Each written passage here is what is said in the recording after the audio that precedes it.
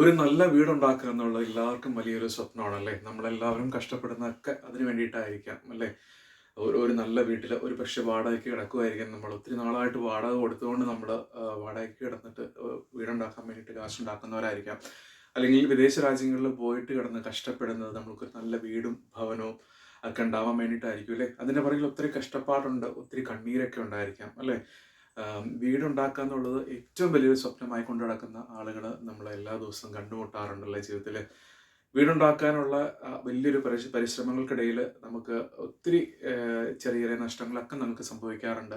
നമ്മളൊരു പക്ഷേ ജോലി സ്ഥലങ്ങളിൽ വിദേശ രാജ്യങ്ങളിലൊക്കെ പോയിട്ട് നമ്മൾ ഫാമിലിയുമായിട്ട് കൂടാതെ അല്ലേ, ഒത്തിരിയേറെ നല്ല നല്ല കാര്യങ്ങളിലൊക്കെ പങ്കെടുക്കാതെ ഈ വീടിന് വേണ്ടിയിട്ട് കഷ്ടപ്പെടുക, അല്ലെങ്കിൽ കുടുംബത്തിലെ ഓരോ ആവശ്യങ്ങൾക്ക് വേണ്ടി നമ്മൾ കഷ്ടപ്പെട്ട് ലോകത്തിൻ്റെ പല ഭാഗങ്ങളിൽ വർക്ക് ചെയ്യുന്നവരുണ്ടാവാം, അതുപോലെ തന്നെ കൂലിപ്പണി ചെയ്യുന്നവരുണ്ടാവാം, അതുപോലെ തന്നെ നമ്മൾ ബാക്കി അല്ലാതെ ജോലി ചെയ്യുന്ന ആളുകളൊക്കെ നമ്മളുണ്ടാവും. എല്ലാവരുടെയും ലക്ഷ്യം എന്താണ്? നല്ലൊരു വീട് പണിയുക എന്നുള്ളത് അല്ലേ? ഈശോയുടെ ഒരു സഹായം, അല്ലെങ്കിൽ നമ്മുടെ ഈശോട് നമ്മൾ ആ പ്രാർത്ഥന അർപ്പിക്കുമ്പോൾ, അല്ലെങ്കിൽ നമ്മൾ മാതാവിൻ്റെയൊക്കെ അടുത്ത് ആ ഒരു വീടിന് വേണ്ടിയിട്ട് നമ്മൾ പ്രാർത്ഥന അർപ്പിക്കുമ്പോൾ ഈ ഒരു വചനം എഴുതി പ്രാർത്ഥിക്കുക എന്നുള്ളത് വലിയൊരു കാര്യമാണ്. ഒത്തിരി പേർക്ക് ഈ ഒരു വചനം എഴുതി പ്രാർത്ഥിച്ച് വീട് കെട്ടിയവരുണ്ട്.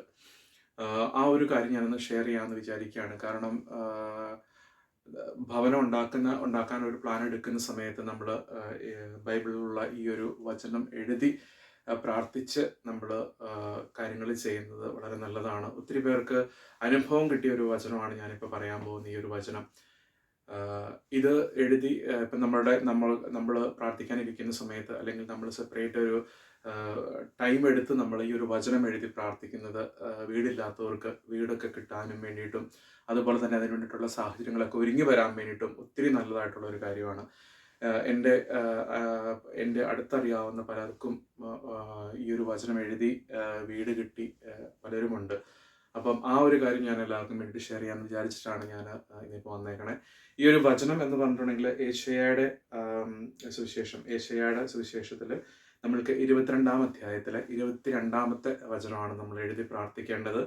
എത്ര പ്രാവശ്യം എഴുതണം അല്ലെന്നുണ്ടെങ്കിൽ അതൊക്കെ നിങ്ങളുടെ ഇഷ്ടമാണ്. നിങ്ങൾക്ക് പറ്റുന്ന രീതിയിൽ, നിങ്ങൾക്ക് സാഹചര്യവും സമയമൊക്കെ കിട്ടുന്ന രീതിയിൽ എല്ലാ ദിവസവും ഈ വചനം നിങ്ങൾ ഒരു ബുക്കിൽ എഴുതി ആ ഒരു കാര്യത്തെ സമർപ്പിച്ച് പ്രാർത്ഥിച്ചുകൊണ്ട് എഴുതി കൊണ്ടുനടക്കുക. ഇപ്പം നമുക്ക് 10 പ്രാവശ്യം എഴുതാൻ പറ്റുമെങ്കിൽ 10 പ്രാവശ്യം ദിവസം എഴുതുക. അപ്പം എത്ര പ്രാവശ്യമാണ് നമുക്ക് എഴുതാൻ പറ്റുന്ന ആ രീതിയിൽ നമ്മളൊരു ബുക്കിൽ ഇത് എഴുതി എല്ലാ ദിവസവും പ്രാർത്ഥിക്കുന്നത് വളരെ നല്ലതാണ്. ഞാൻ പേഴ്സണലി പറയുകയാണെന്നുണ്ടെങ്കിൽ ഈ ഒരു വചനമല്ല, ഞാൻ വീട് കിട്ടുന്നതിന് വേണ്ടിയിട്ട് എഴുതി പ്രാർത്ഥിച്ചിട്ടില്ല ഞാൻ പേഴ്സണലായിട്ട്. ബട്ട് അതല്ലാതെ വേറെ ഈ എൻ്റെ വിസയുടെ പ്രോസസ്സിങ് കാര്യങ്ങളൊക്കെ നടന്ന സമയത്ത് ഞാൻ എഴുതി വേറെ വചനം ഇതുപോലെ തന്നെ എനിക്ക് പറ്റുന്ന രീതിയിൽ 10-15 പ്രാവശ്യം ഒരു ദിവസം ഞാൻ എഴുതി പ്രാർത്ഥിക്കാറുണ്ടായിരുന്നു. അപ്പോൾ അതുപോലെ തന്നെയുള്ളൊരു വചനമാണ് വീട് ഉണ്ടാക്കാൻ നോക്കുന്നവർക്ക് വേണ്ടിയിട്ടുള്ളൊരു വചനമാണ് കേട്ടോ. അപ്പോൾ വചനം ഇതാണ്: ദാവീദ് ഭവനത്തിന്റെ താക്കോൽ അവന്റെ തോളിൽ വെച്ചു കൊടുക്കും. അവൻ തുറന്നാൽ ആരും അടയ്ക്കുകയോ അവൻ അടച്ചാൽ ആരും തുറക്കുകയോ ഇല്ല എന്നുള്ള ആ ഒരു ബൈബിൾ വാക്യമാണ്. അത് യേശയ്യായുടെ സുവിശേഷത്തിലെ 22-ാം അധ്യായത്തിലെ 22-ാമത്തെ വചനമാണ്. ഈ ഒരു വചനം നിങ്ങൾക്ക് പറ്റും പോലെ എത്ര പ്രാവശ്യം നമുക്ക് എഴുതാൻ ഒരു ദിവസം പറ്റുമോ അത്രയും പ്രാവശ്യം എഴുതി പ്രാർത്ഥിക്കുന്നത് ഈ വീട് വെക്കാൻ ഉദ്ദേശിക്കുന്നവർക്ക്, അല്ലെങ്കിൽ വീടില്ലാത്തവർക്കൊക്കെ വളരെ നല്ലതായിരിക്കും. ഇത് എഴുതി ഒരു ഇത്ര ദിവസം, ഇപ്പോൾ ഒരു മാസം നമ്മൾ ഒരു മാസത്തേക്ക് നമ്മൾ പ്ലാൻ ചെയ്ത് കഴിഞ്ഞിട്ടുണ്ടെങ്കിൽ ആ ഒരു മാസത്തേക്ക് നമ്മൾ ഒരു ദിവസം 10 പ്രാവശ്യം എഴുതാമെന്നുള്ള രീതിയിൽ അങ്ങനെ ഇഷ്ടമുള്ള പോലെ നിങ്ങൾക്ക് എഴുതാം. അങ്ങനെ നമ്മൾ എഴുതി പ്രാർത്ഥിക്കുന്നത് വളരെ നല്ലതാണ്. ഒത്തിരി പോസിറ്റീവായിട്ടുള്ള റിപ്ലൈ നമ്മൾക്ക്, അല്ലെങ്കിൽ ആ പോസിറ്റീവായിട്ടുള്ള ഒരു ഇത് കിട്ടുന്ന ഒരു വചനമാണ് കേട്ടോ.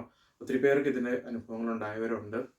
അതുകൊണ്ട് ഞാൻ ഈ ഒരു വചനം ഷെയർ ചെയ്യാമെന്ന് വിചാരിച്ചത്. അപ്പം പാർപ്പിടം, അല്ലെങ്കിൽ നമ്മുടെ വീടുണ്ടാക്കാൻ ആഗ്രഹിക്കുന്നവരോ അല്ലെങ്കിൽ തുടങ്ങുന്നവരോ ഒക്കെ ഉണ്ടെന്നുണ്ടെങ്കിൽ ഈ ഒരു വചനം എഴുതി പ്രാർത്ഥിക്കുന്നത് വളരെ നല്ലതായിരിക്കും.